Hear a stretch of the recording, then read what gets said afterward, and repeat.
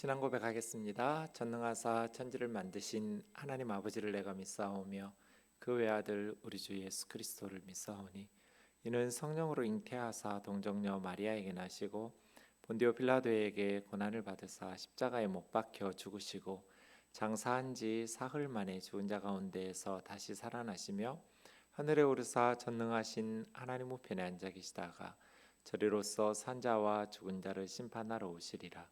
성령을 믿사오며 거룩한 공회와 성도가 서로 교통하는 것과 죄를 사하여 주시는 것과 몸이 다시 사는 것과 영원히 사는 것을 믿사옵나이다. 아멘. 찬송가 478장, 찬송가는 78장입니다. 참 아름다워라 주님의 세계는 저 솔로몬의 옷보다 더 고운 백합화 주 찬송하는 듯 저 맑은 새소리 내 아버지의 지으신 그 솜씨 깊도다. 참 아름다워라 주님의 세계는 저 아침 해와 저녁 놀 밤하늘 빛난 별 망망한 바다와 늘 푸른 봉우리 다 주 하나님 영광을 잘 드러내도다. 참 아름다워라 주님의 세계는 저 산에 부는 바람과 잔잔한 시냇물 그 소리 가운데 주 음성 들리니 주 하나님의 큰 뜻을 나 알 듯하도다. 아멘. 에스겔 37장 15절부터 28절입니다. 에스겔서 37장 15절부터 28절 말씀까지 우리 한 절씩 교독하겠습니다. 여호와의 말씀이 또 내게 임하여 이르시되 인자야 너는 막대기 하나를 가져다가 그 위에 유다와 그 짝 이스라엘 자손이라 쓰고 또 다른 막대기 하나를 가지고 그 위에 에브라임의 막대기 곧 요셉과 그 짝 이스라엘 온 족속이라고 쓰고 그 막대기들을 서로 합하여 하나가 되게 하라. 내 손에서 둘이 하나가 되리라. 내 민족이 내게 말하여 이르기를 이것이 무슨 뜻인지 우리에게 말하지 아니하겠느냐 하거든. 너는 곧 이르기를 주 여호와께서 이같이 말씀하시기를 내가 에브라임의 손에 있는 바 요셉과 그 짝 이스라엘 지파들의 막대기를 가져다가 유다의 막대기에 붙여서 한 막대기가 되게 한즉 내 손에서 하나가 되리라 하셨다 하고 너는 그 글 쓴 막대기들을 무리의 눈 앞에서 손에 잡고 그들에게 이르기를 주 여호와께서 이같이 말씀하시기를 내가 이스라엘 자손을 잡혀간 여러 나라에서 인도하며 그 사방에서 모아서 그 고국 땅으로 돌아가게 하고 그 땅 이스라엘 모든 산에서 그들이 한 나라를 이루어서 한 임금이 모두 다스리게 하리니 그들이 다시는 두 민족이 되지 아니하며 두 나라로 나누이지 아니할지라. 그들이 그 우상들과 가증한 물건과 그 모든 죄악으로 더 이상 자신들을 더럽히지 아니하리라. 내가 그들을 그 범죄한 모든 처소에서 구원하여 정결하게 한즉 그들은 내 백성이 되고 나는 그들의 하나님이 되리라. 내 종 다윗이 그들의 왕이 되리니 그들 모두에게 한 목자가 있을 것이라. 그들이 내 규례를 준수하고 내 율례를 지켜 행하며 내가 내 종 야곱에게 준 땅 곧 그의 조상들이 거주하던 땅에 그들이 거주하되 그들과 그들의 자자손손이 영원히 거기에 거주할 것이요 내 종 다윗이 영원히 그들의 왕이 되리라. 내가 그들과 화평의 언약을 세워서 영원한 언약이 되게 하고 또 그들을 견고하고 번성하게 하며 내 성소를 그 가운데 세워서 영원히 이르게 하리니 내 처소가 그들 가운데 있을 것이며 나는 그들의 하나님이 되고 그들은 내 백성이 되리라. 내 성소가 영원토록 그들 가운데 있으리니 내가 이스라엘을 거룩하게 하는 여호와인 줄을 열국이 알리라 하셨다 하라. 아멘. 에스겔 37장에는 두 가지 환상이 나옵니다. 하나는 어제 우리 목사님과 함께 말씀 묵상했던 마른 뼈의 환상이 나옵니다. 예루살렘과 유다가 패망했고 포로로 끌려가 있던 절망적인 상황에서 마른 뼈 환상을 통해서 하나님께서는 유다와 예루살렘, 이스라엘의 국가적 회복에 대해서 희망의 메시지를 전해주셨습니다. 오늘 15절부터 28절까지 말씀은 두 번째로 막대기 환상이라고 할 수 있습니다. 이 두 개의 막대기가 하나로 합해지는 지금 현재 지구상의 유일한 분단 국가인 우리나라에 정말 꼭 필요한 메시지가 아닌가라는 생각이 듭니다. 절망적인 유다와 예루살렘 사람들에게 진정한 회복이 무엇인지를 가르쳐주는, 우리가 이 말씀을 우리의 기도 제목으로 삼아서 우리 민족이 나아가야 할 바, 이 본문 말씀을 붙잡고 기도해야 하지 않을까 하는 생각을 듭니다. 15절 말씀 좀 보겠습니다. 여호와의 말씀이 또 내게 임하여 이르시되 인자야 너는 막대기 하나를 가져다가 그 막대기 위에 유다와 그 짝 이스라엘 자손, 짝이라고 번역된 이 하베르라는 말은 연합된, 하나가 된 친구, 동료 이런 의미니까요. 유다와 연합한 이스라엘 자손. 그 다음 또 다른 막대기 하나에 에브라임의 막대기 곧 요셉과 그의 짝 이스라엘 온 족속, 이렇게 말하는 것을 보니까 유다와 이스라엘 자손 하는 것은 남유다 두 지파죠. 유다와 베냐민 지파, 그리고 에브라임이 대표적인 북이스라엘의 10지파인데요. 에브라임과 그의 짝 이스라엘 족속하니까 북이스라엘, 에브라임, 요셉의 두 아들 에브라임과 므낫세, 그 중에서도 에브라임이 북이스라엘의 대표적인 지파여서 나중에 19절에 보면 에브라임 손에 있는 북이스라엘 지파들을 이야기하는 그런 이야기를 보아서 대표적으로 에브라임과 북이스라엘 10지파이죠. 근데 사실은 유다와 그의 짝 이스라엘 자손, 유다와 그의 짝 베냐민, 이렇게 하기가 어려운 것이 베냐민 지파뿐 아니라 거기 레위 지파도 있거든요. 레위 지파는 전체 12지파에 흩어져서 제사장적 사역을, 영적인 사역을 감당했으니까요. 또 유다와 베냐민 지파 두 지파라고 하지만 제사장 지파인 레위 사람들 일부도 포함되어 있고, 사실은 그곳에 시므온 지파도 처음에 땅 분배 받았던 곳이 유다 지역이어서 시므온 지파 나중에 이제 다른 지역으로 이주하기도 하고 흡수되기도 하지만 어쨌든 그런 여러 지파들, 베냐민, 레위 지파, 제사장들, 시므온 지파 일부 무리들, 이런 사람들에서 유다와 그의 짝 이스라엘 자손, 이렇게 하면 이제 남쪽 유다 두 지파, 남유다이고요.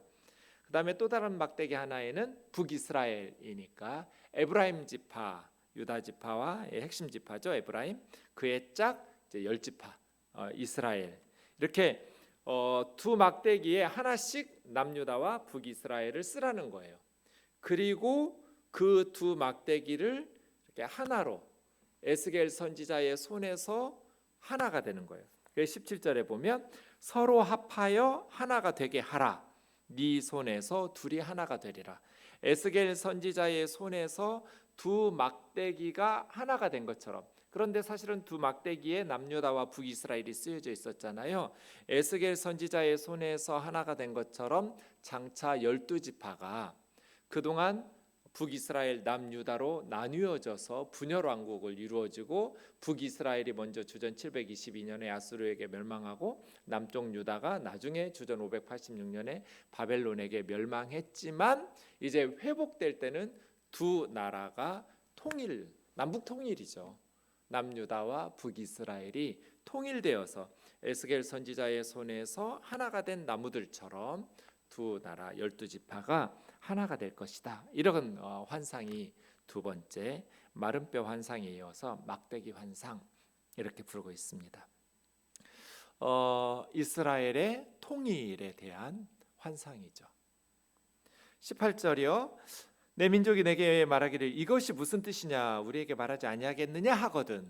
이것은 이제 에스겔 선지자가 상징적으로 두 막대기를 그 손으로 합하니까요. 그것이 어떤 메시지냐고 묻거든 주 여호와께서 에브라임 손에 있는 요셉과 그 짝 이스라엘. 에브라임 손이라는 것은 어떤 지배력, 통치권, 그런 어떤 권력을 의미하니까 에브라임이 다스리고 통치했다기보다는 주도하는 에브라임 지파가 주도적인 역할을 했던 북이스라엘 10지파가 유다의 막대기에 붙여서 한 막대기가 되게 한즉 내 손에서 하나가 되리라 하셨다고 대답해라.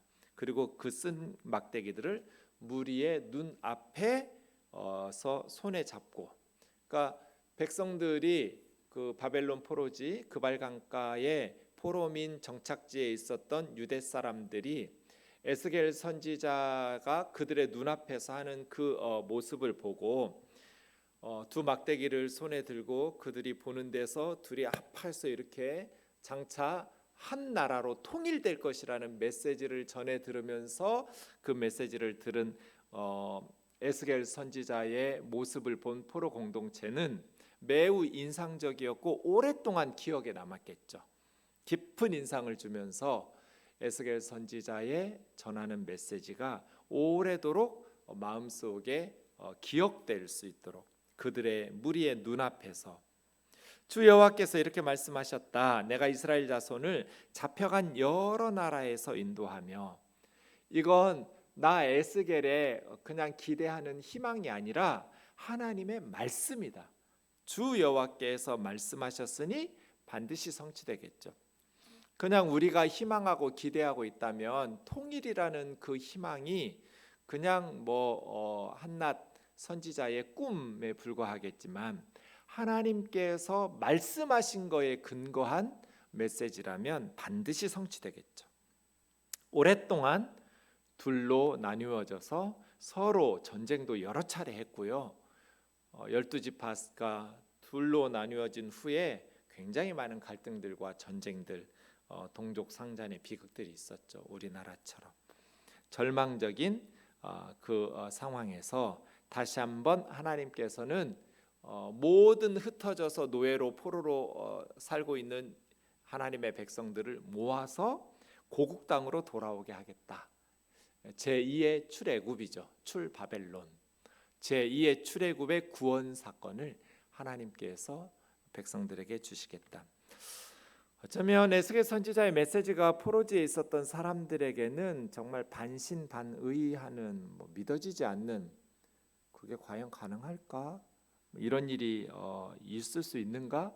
지금 우리가 여기서 포로로 살고 있는 이 나라에서 고향 땅으로 돌아간다라는 것도 정말 믿기 어려운 메시지이고, 또 돌아가서 12지파가 전체 옛날 과거 우리 조상들 때처럼 솔로몬이 죽은 후 나눠졌잖아요. 931년부터 지금 586년 537년 요 상황이니까요. 400여 년 동안 남과 북으로 나뉘어져 있었던 12지파가 하나로 통일될 수 있을까? 꿈 같은 얘기죠. 하지만 그건 나의 희망사항이 아니다. 하나님께서 말씀하신 여호와의 말씀이다. 고국 땅으로 돌아가서 한 나라를 이루어 한 임금이 다스리게 될 것이다. 그러니까 이런 이제 회복의 절차들을 말씀하실 때 첫 번째는 모든 흩어진 나라에서 포로 교환이 이루어지고, 두 번째는 이제 역사 발을 세우기죠. 이스라엘 12지파가 둘로 나뉘어져서 찢어진 역사는 하나님의 뜻이 아니잖아요. 12지파가 다시 통일되는 역사의 회복, 잘못된 역사를 바로잡는 재통일의 역사가 회복에 들어있는 거죠. 이게 두 번째고요. 그 다음 23절에 보면 우상들과 가증한 물건들도 다 우상이죠. 모든 죄악, 원문에 보면 죄악들인데요. 페샤라는 것은 반역이에요. 반역. 하나님에 대한 반역, 배반. 그러니까 언약을 맺었잖아요. 하나님과 이스라엘 백성들이. 그래서 하나님만 섬기기로 언약 백성으로 약속했었는데 하나님과 반역한 거죠. 하나님을 배반하고 바람나서 남편 버리고 자식 버리고 떠난 그런 호세아의 아내 고멜처럼 우상에게로, 이게 이제 페시아거든요. 우상들과 가증한 물건들과 모든 죄악, 이 반역들로 더 이상 자신을 더럽히지 아니할 것이다. 이거는 이제 영적 회복이죠. 그러니까 포로 귀환해서 몸만 노예로 포로로 살고 있다가 고국으로 돌아온 것이 아니라 포로 귀환 후에 이스라엘의 역사는 역사가 회복될 것이고, 역사가 잘못된 것들이 바로잡힐 것이고, 그 다음에는 영적인 거룩성을 회복할, 다시는 우상 숭배를 하지 않는 영적 회복. 사실은 이것이 나라가 멸망한 근본적인 원인이죠. 유다와 예루살렘이 멸망하게 된 근본적인 원인이 하나님을 배반하고 우상 숭배하고 말씀을 거역하면서 죄악 때문에 하나님이 바벨론 군대를 도구 삼아서 이스라엘 백성들, 나라를 심판하신 거잖아요. 그러니까 회복에 반드시 우상 숭배와 가증한 것들과 모든 반역들을 회개하면서 더 이상 자기 자신들을 더럽히지 않는 이런 회개와 영적 갱신, 이런 어떤 영적인 회복이 이루어지는 것이죠. 그렇게 범죄한 모든 처소에서 구원하여 정결하게 한즉 그들은 내 백성이 되고 나는 그들의 하나님이 되리라. 언약 백성으로 회복되고 하나님이 그들의 하나님 역할을 해주시는 이런 회복의 은혜들이 주어지는 거죠. 그러니까 하나님의 백성, 언약 백성으로 이스라엘이 다시 회복되려면 그들을 정결하게 한즉이에요. 다시는 자기 자신들을 우상 숭배로 말미암아 더럽히지 말고 자신들을 하나님의 백성답게 정결하게 할 때 하나님께서 주시는 하나님의 백성으로의 그러한 축복을 누리게 될 것이다라는 것이죠. 그러니까 고국에 돌아와서도 또 우상 숭배하고 하나님을 배반하고 이러면 안 되잖아요. 그 회복이 아니죠. 또 망할 테니까요. 그래서 정결의 조건, 영적인 거룩과 회개가 이 조건이 구비될 때 하나님의 언약 백성으로 회복되는 것이죠. 회개의 결단, 다시는 우상 숭배하지 않겠다는 그런 결단이 필요한 거죠. 그리고 나서 이제 24절에 보시면 내 종 다윗, 25절 또 내 종 다윗. 사실은 내 종 다윗에 대한 예언은 34장, 우리 지난주 23절에 34장에서 하나님께서 이미 내 종 다윗 한 목자를, 이스라엘의 악한 목자들을 책망하시면서 진짜 참 목자인 메시아죠, 예수 그리스도, 한 목자로 오신 내 종 다윗에 대해서 약속하셨던 것이죠. 24절에 보면 언약이라는 것이 언약을 통해서 하나님 나라를 이루는 거라고 그랬잖아요. 하나님의 나라는 주권과 국민과 영토가 꼭 필요한 3요소가 있고요. 그러니까 주권은 24절에 나오는 내 종 다윗이 주권을 가지고 있는 거죠. 예수 그리스도죠. 다윗의 후손으로 오시는 예수 그리스도. 그런데 왕이 되면서 모든 하나님의 백성 12지파 모두의 목자가 되시는 목자 왕이죠. 선한 목자이면서 왕으로 다스리시는 내 종 다윗, 하나님의 종 다윗.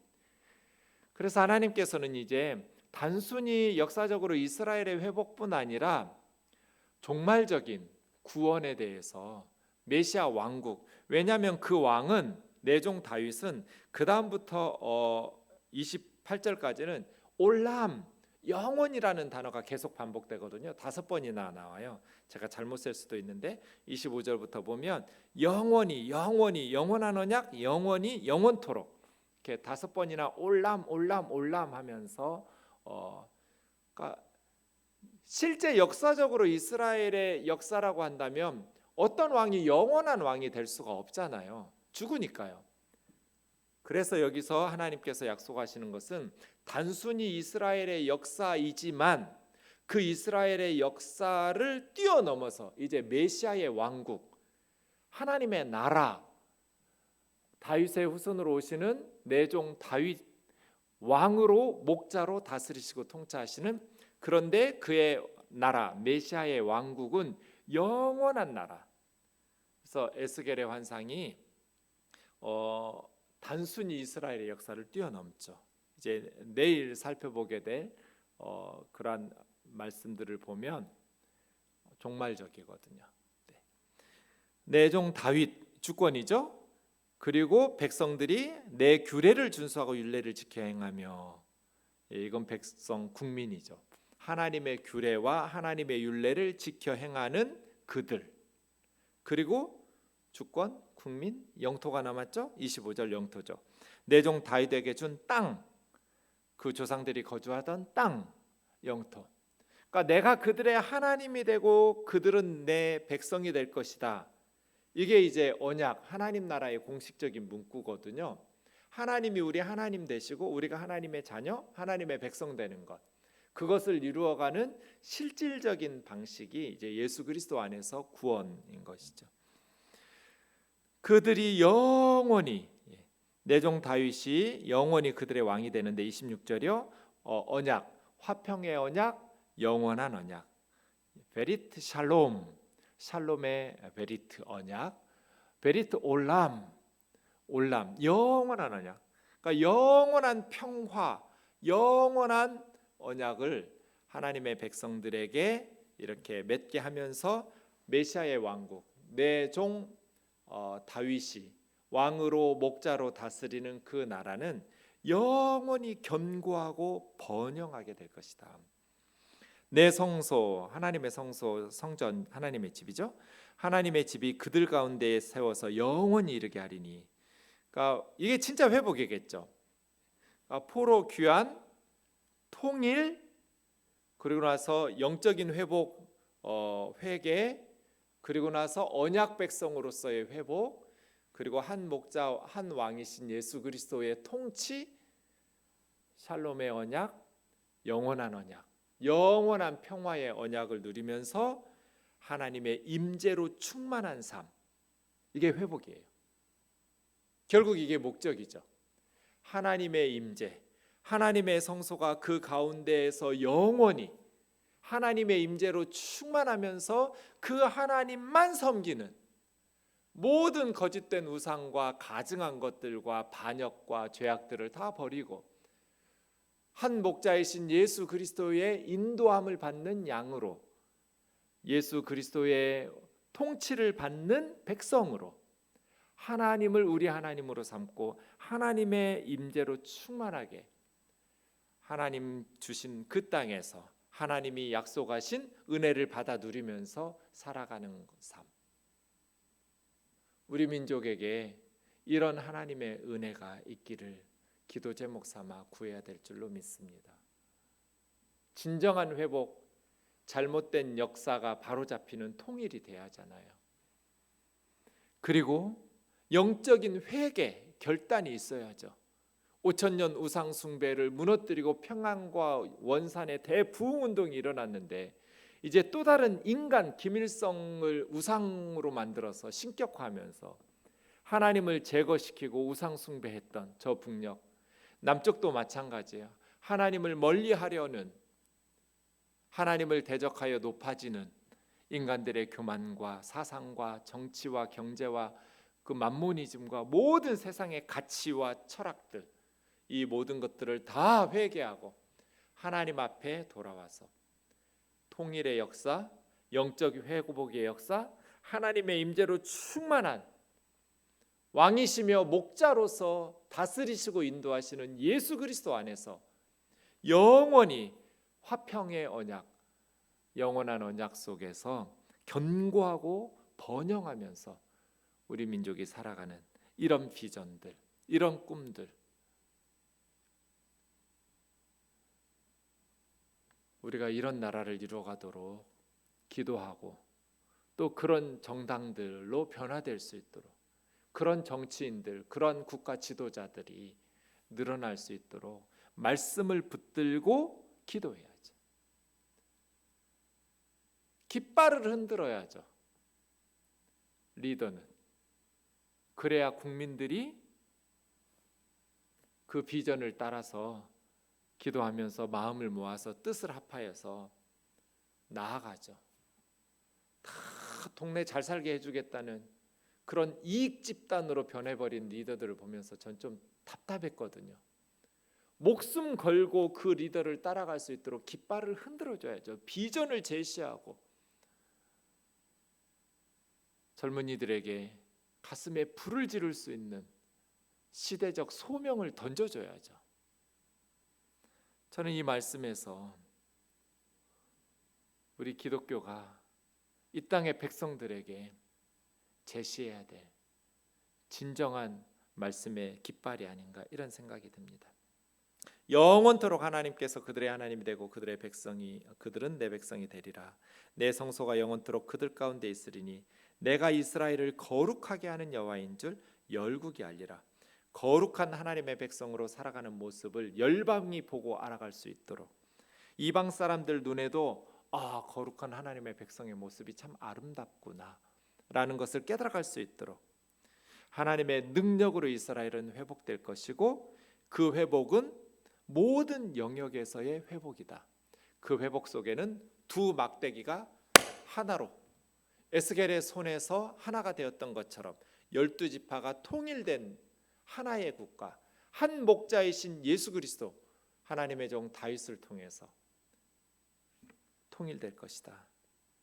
그 메시아의 통치는 영원한 그리고 화평으로 충만한, 그래서 하나님의 임재로 충만한 그런 나라가 될 것이다.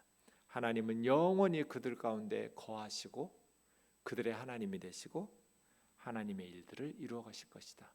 우리 우면동 교회가 이런 공동체를 이루어가고 하나님의 임재로 충만한 교회 되기를 주의 이름으로 축원합니다. 기도하겠습니다.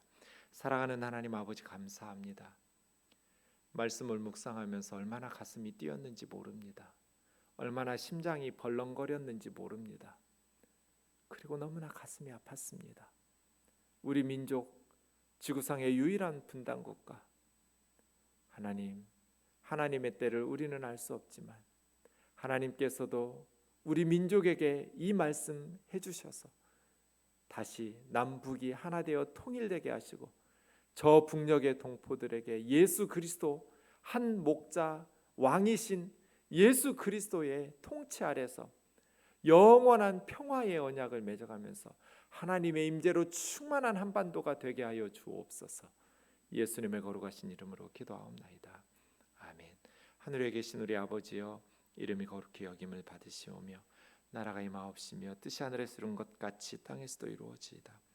오늘날 우리에게 일용할 양식을 주옵시고 우리가 우리에게 죄 지은 자를 사하여 준 것 같이 우리의 죄를 사하여 주옵시고 우리를 시험에 들게 하지 마옵시고 다만 악에서 구하옵소서.